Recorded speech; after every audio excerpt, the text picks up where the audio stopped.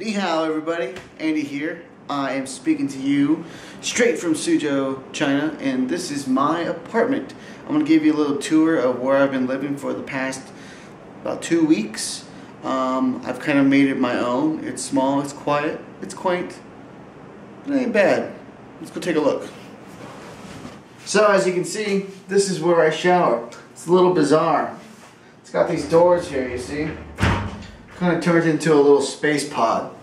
I don't know, I'm afraid that if I turn it on and make the water too hot, it's going to transport me in the middle of nowhere, butt naked.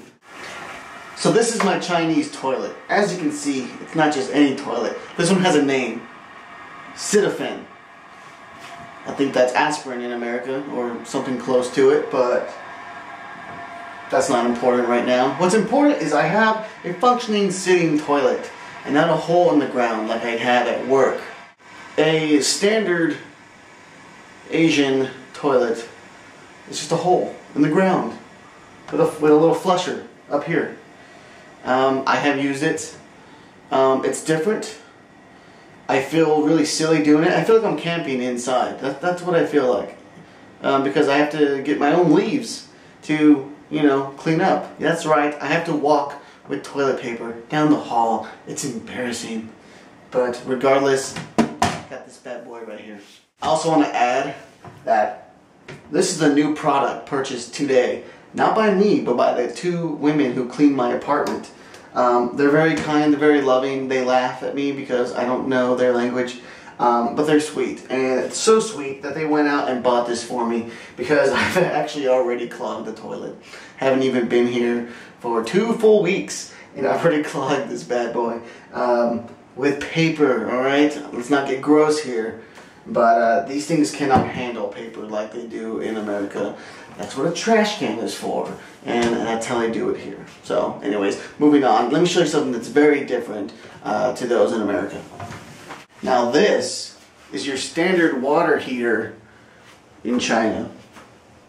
It doesn't sit on the ground because that doesn't make sense. A big metal tube that carries water, why put that on the floor? No, let's hang that on the wall. That makes more sense. So that's what this thing is here. I haven't quite figured out what this number means. I think it's the temperature. Of course, I'm not going to read that. But to me, this is just a little, it's an arcade game basically. I don't know what this lever does. But I twisted it a couple times. I've managed to figure, oh look, it went on. That must have mean I just got the high score. Sweet. Behind my bathroom door, which is glass by the way, makes no sense. This is like a back door, but you know, whatever. Anyways, behind it is my my washer and dryer, or at least attempt to dry unit. As you can see here, the top here is just regular. Oh, I already broke it. That wasn't hard. Okay, I'll fix that. I'll fix that later. Welcome to the kitchen area. It's pretty small. I'm not really going to be using it much. The only thing I'm going to be using is just my little tiny fridge here, which I've stocked up with, you know, the essentials. We got here big water, big juice, little tea. Of course, my favorite is these awesome sized beers. This is a regular sized beer. I don't think they have the standard 16 ounce or whatever it is in the U.S. But open up this bag. What the hell was that? Jesus. Something just popped and scared the crap out of me. I got some, you know, some typical snacks here. Nothing too healthy, but I think everyone would recognize that packaging. Chips Ahoy. I'm not sure what it translates to. It probably translates to monkey feces or something like that. Now this wall is the only thing in my apartment that actually gives it any color whatsoever. I'm sure you've noticed from this video that my camera's having a hard time with the white balance. That's because this place is extremely white. I feel like I'm in an experimental apartment and there's hidden cameras that are just seeing my behavior. And you know, for all I know, that is the case. But this light makes me feel like I'm under a petri dish and I'm about to be probed at any minute.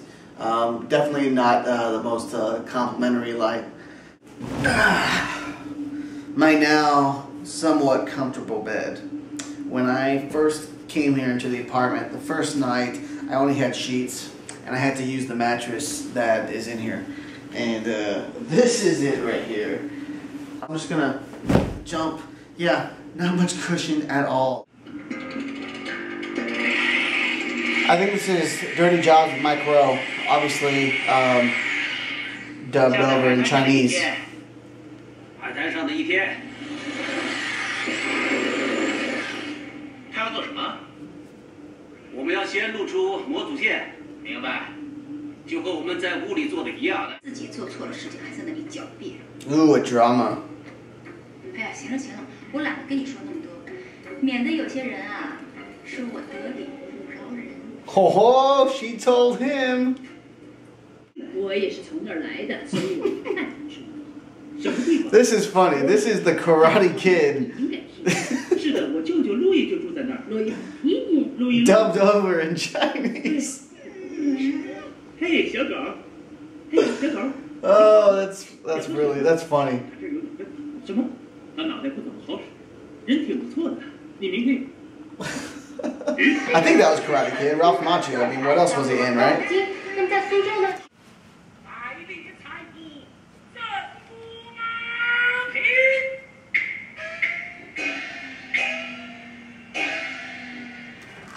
今当苏武回朝复命之日，不当一列相送。